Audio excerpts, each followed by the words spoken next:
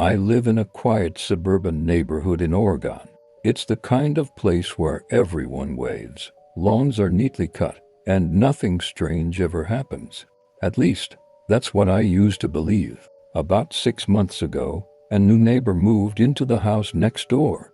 A man in his mid-30s, with tidy brown hair and a perfectly ironed shirt every time I saw him. He introduced himself as Daniel. His smile was warm, his voice was calm. But the first thing I noticed was something subtle. He didn't blink, not once during that first conversation. At first, I laughed it off. Maybe I just didn't notice. Maybe he had extremely good eye control. But the more I bumped into him, the more obvious it became. Every morning when I backed out of my driveway, he was outside watering the same patch of lawn. And every time he turned his head toward me, his eyes were wide, glassy, and unblinking. Still, he was polite, always waving, always smiling. Too friendly in a rehearsed way. One night, around 11 p.m., I took my trash out.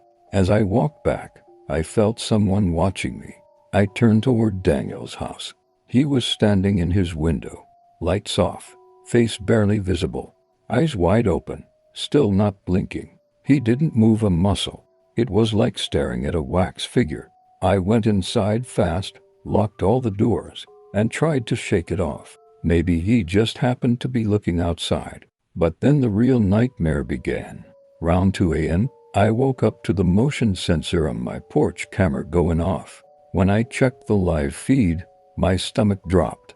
Daniel was standing on my porch, not knocking, not moving, just standing there, eyes wide open, staring directly at the camera. He stayed for almost 20 straight minutes, never blinking, never shifting his weight, just staring. I didn't sleep at all that night. The next morning, I walked over to his house, trying to stay calm, to figure out what was going on. When he answered the door, he greeted me with that same wide, unnatural smile.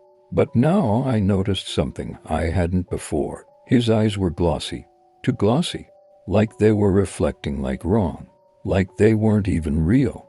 I tried to ask if everything was okay, if he needed something last night, but he just said, "I like to check on my neighbors. It's important to watch over people, watch over people." That phrase chilled me more than anything.